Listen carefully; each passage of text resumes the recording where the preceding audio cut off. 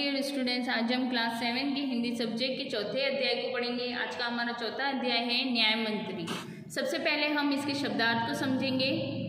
इसके शब्दार्थ है सौभाग्य, अच्छी किस्मत, अवस्था, दशा, स्थिति, उद्दंड, अक्कड़, निरुत्तर, कोई उत्तर न दे पाना, अतिथि, मेहमान, सहम जाना, डर जाना, घबरा जाना, सुप्रबंध, अच्छा प्रबंध या तैयारी, सुगम, आसान, राजमुद्रिका, राज्य की मुद्रा, निस्तब्धता, सन्नाटा।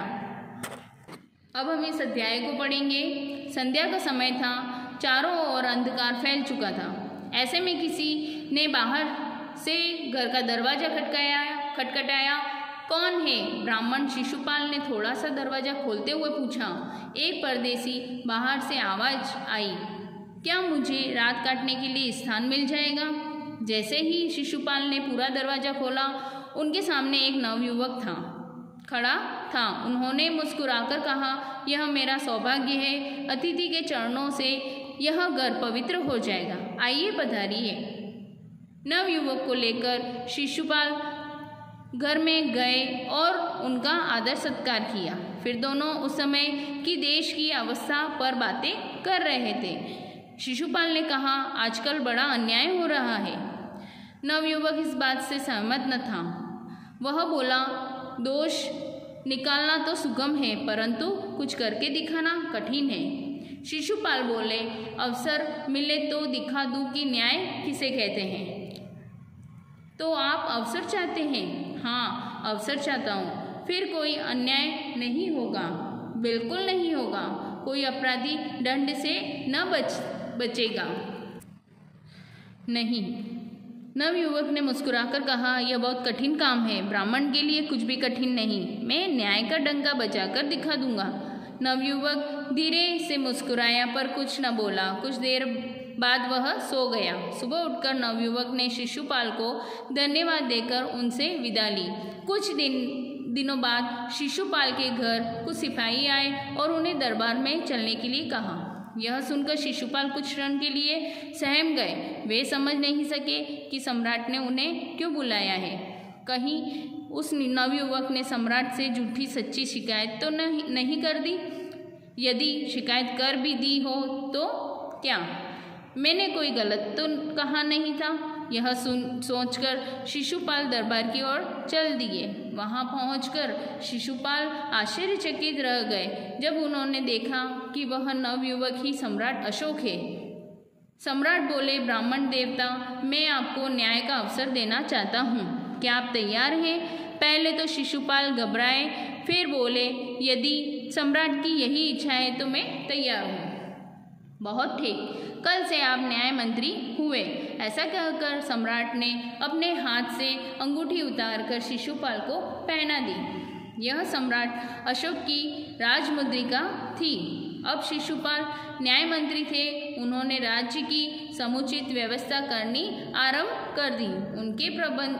उनके सुप्रबंध से राज्य में पूरी तरह शांति रहने लगी। किसी को किसी प्रकार का भय नहीं था। लोग दरवाजे तक खुले छोड़ जाते थे। चारों तरफ न्याय मंत्री के सुप्रबंध और न्याय की धूम मच गई। लगभग 1 महीने बाद किसी ने रात में एक पहरेदार की हत्या कर दी। सुबह होते ही यह बात चारों ओर फैल गई। लोग बड़े हैरान थे। शिशुपाल की तो नींद ही उड़ गई। उन्होंने खाना पीना छोड़कर अपराधी का पता लगाने में रात दिन एक कर दिए। बहुत प्रयत्न करने के बाद जब अपराधी का पता चला तो शिशुपाल के आश्चर्य का ठिकाना न रहा। स्वयं सम्राट ने उस पहरेदार की हत्या कर दी थी। सम्राट को अपराधी घोषित करना बहुत ही कठिन काम था। शिशुपाल करे भी तो क्या करे। एक ओर वे न्याय मंत्री थे और दूसरी ओर सम्राट के सेवक। परंतु न्याय की दृष्टि में सम्राट और साधारण व्यक्ति में कोई अंतर नहीं होता। अगले दिन शिशुपाल दरबार में पहुंचे। सम्राट अशोक सिंहासन पर बैठे थे। आते ही उन्होंने शिशुपाल से पूछा, अपराधी का पता चला? न्याय मंत्री कुछ रुके, फिर अपने उच्च अधिकारी को संकेत करते हुए बोले, धनवीर, इन्हें गिरफ्तार कर लो, मैं आज्ञा देता हूँ। संकेत सम्राट की ओर था। दरबार में निस्तब्धता छा गई। सम्राट का मुंह क्रोध से लाल हो गया। वे सिंहासन से उठ खड़े हुए और बोले, इतना साहस! न्याय मंत्री ने ऐसा भाव प्रकट किया जैसे कुछ हुआ ही नहीं हो। उन्होंने अपने शब्दों को फिर दोहराया, धनवीर देखते क्या हो, अपराधी को गिरफ्तार करो। दूसरे ही क्षण सम्राट के हाथों में हथकड़ी पहन गई। न्याय मंत्री ने कहा, अशोक, तुम पर पहरेदार की हत्या का आरोप लगाया जाता है। तुम इसका क्या उत्तर देते हो? सम्राट होठ काट कर रह गए। न्याय मंत्री ने कहा, तो तुम अपराध स्वीकार करते हो? हाँ, मैंने उसे मारा अवश्य है, पर वह उद्दंड था। सम्राट का उत्तर था, वह उद्दंड था या नहीं, परंतु तुमने एक राज कर्मचारी की हत्या की है। तुम अपराधी हो, तुम्हें मृत्युदंड दिया जाता है। न्याय मंत्री ने निर्णय सुनाया। सभा में सन्नाटा छा गया। न्याय मंत्री का निर्णय सुन सम्राट ने सिर झुका लिया। शिशुपाल सम्राट की परीक्षा में सफल हो गए थे। सम्राट का हृदय ऐसे व्यक्ति को पाकर गदगद हो रहा था। तभी न्याय मंत्री का संकेत पाकर एक कर्मचारी सम्राट अशोक की सोने की मूर्ति लेकर उपस्थित हो गया। न्याय मंत्री ने खड़े होकर कहा, सज्जनों, यह सच है कि मैं न्याय मंत्री हूँ, और यह भी सच है कि अपराधी को दंड मिलना चाहिए, परंतु अपराधी और कोई नहीं, स्वयं सम्राट है।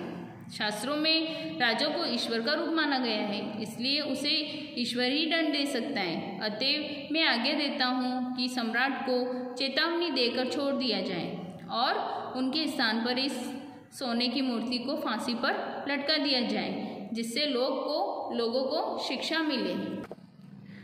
न्याय मंत्री का न्याय सुनकर लोग जय जयकार कर उठे। जब सब लोग चले गए तो शिशुपाल ने राजमुद्रिका उतारकर सम्राट अशोक के सामने रख दी और मस्तक झुकाकर कहा, महाराज, यह राजमुद्रिका वापस ले लें। अब मुझसे यह बोझ नहीं उठाया जाएगा। अशोक ने सम्मान भरी दृष्टि से उनकी ओर देखकर गदगद कंठ से कहा, आपने मेरी आंखें खोल दी है। आपका न्याय साहस प्रशंसनीय है। यह बोझ आपके अतिरिक्त और कोई नहीं उठा सकता। न्याय मंत्री निरुत्तर हो गए। Thank you.